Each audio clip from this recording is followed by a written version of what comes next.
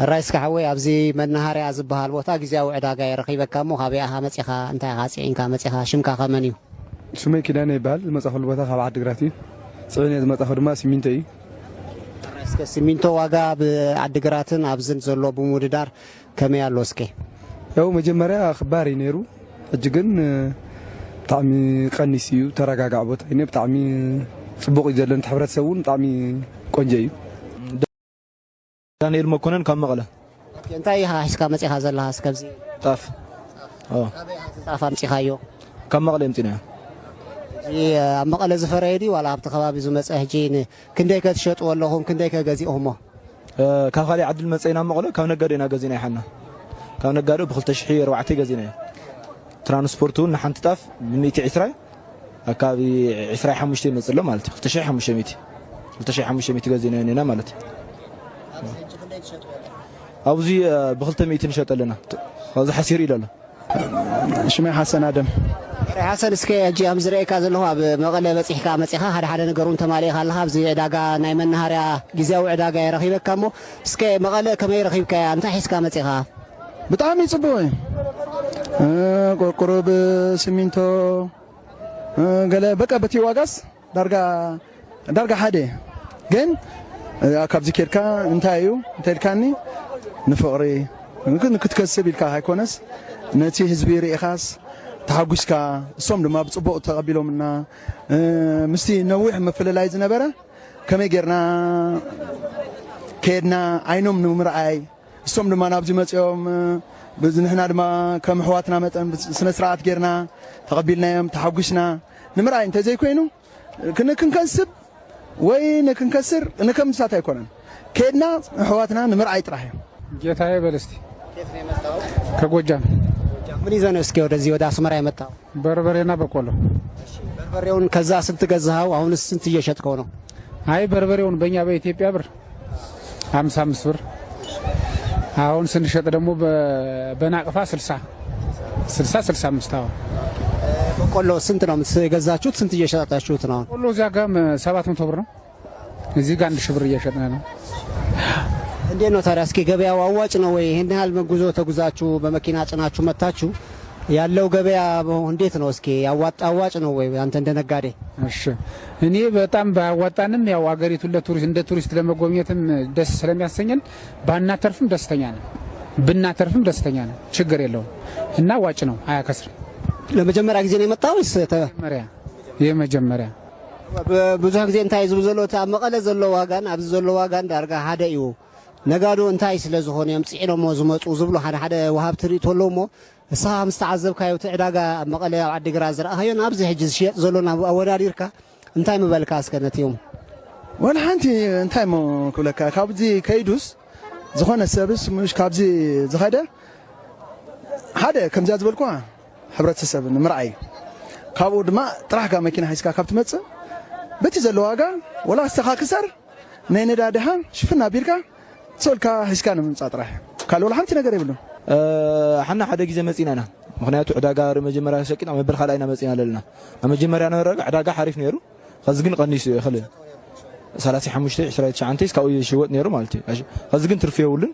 زحد حداون بورق يبقى شوت لعب مالي المسألة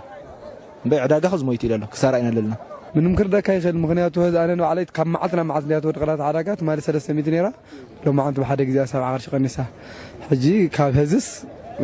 ጋብ ገብር ሆን ባልግም ተለን መጽሰብ ይኩል አሁንም ቢሆን በዚሁ በማያወጣው ጉዳይ እንዳሁኑ ተጥረቅልቆ እንደገባው ህዝቡ ነጋዴው እንደገባው አሁን አይገባም ይቆማል አትራፊ አይደለም ይከስራል ማንኛውም ሰው ደግሞ ትንሽ የለፋችሁን ካገኘ ነው የሚለፋ እንጂ ይከስራል እዚህ ረክሷል በጣም ረክሷል አዎ በእኛ ጭማሪ ነው አምራች ቦታ ጭማሪ ነው እዚህ መሸጫ ቦታ ቅናሽ ነው ስለዚህ እንደዚህ አይነት ይሄን ያህል ግባት ምናምን ከእንግዲህ ይገኛል በያ አላስብ በቀጣይ እንደዚህ አይቀጥልም ይቀንሳል በጣም እዛም ወደዚህ እህሉና የተለያየ ነገሮች እየገባ ስለሆነ እዛም ትንሽ ዋጋ ጨምሯል ምናምን ይያሉ ነውና እውነት ነው እዚያ ኤርትራ ይወጣል ተብሎ ኤርትራ ትርፍ አለ መስሎት ሻጩ አልሸጥም ይላል እንደዚህ ያው ይጨምር እንደሆነ ብሎ ሐሳብ ያለው ግን ዙሮ ዙራውን ገዢው እዚያም አቆማል እዚህም ገዢው የሚመጣውን ያህል ስለማይቆይ የመጣውን ያህልም ስለማይመላለስ ድግግሞሹ ስለማይኖር ገበያው ባለበት ይቆማል። እስኪ ኣብዚ ብናቅፋ ይኹም ትሸጥዎ ዘለኹም እቲ እኽሊ ሕጂ ናቅፋ ሒዝኩም ወዲኹም ትኸዱ እንታይ ትገብሩ ሕጂ ናብ መቐለ ትምለሱ ከለኹም? ናቅፋ ሒዝና ኢና ንኸለና እወ ባንኪ ቤት ባንኪ ናይ በወግዕ ይቕበለኩም እወ ገና እስከ ኸዛ ኣነ ይቐየርኩ እወ ይቐየርኩን ገና ይቐየርኩን ዘለኹ ባንኪ ግን ብቐጥታ ናቅፋ ተቐቢሉ ተቐሚጠልኩም ማለት እዩ ሃሙና ንብለና ባንኪ ንቅበለና ኣይ ሓሳብና ኸዚ መይ ገና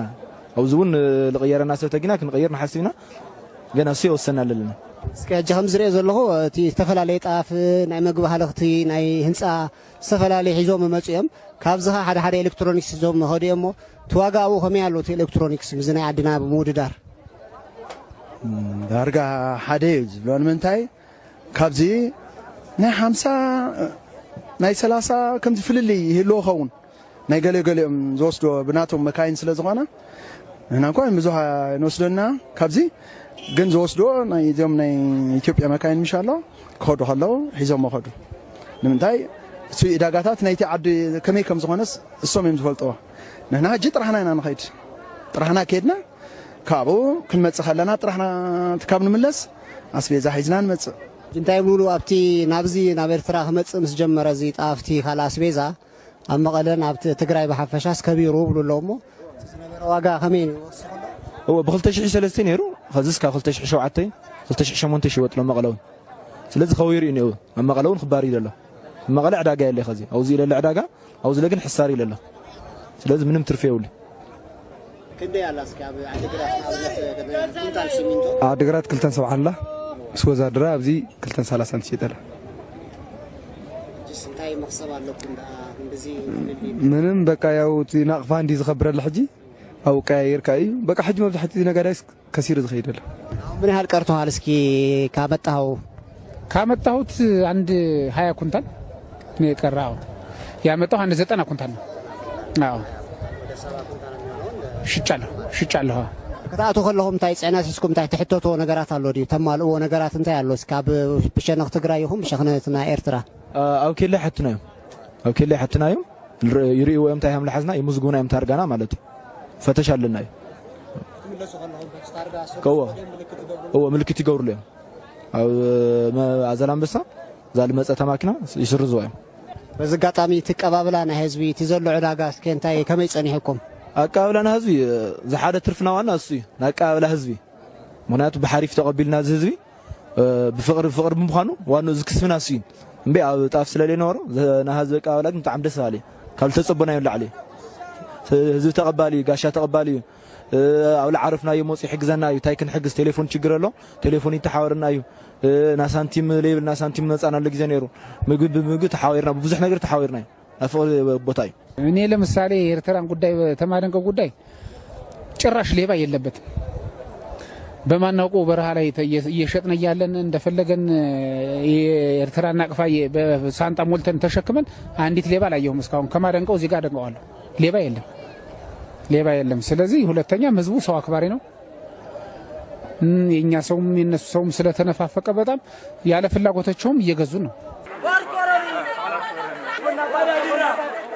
We'll be right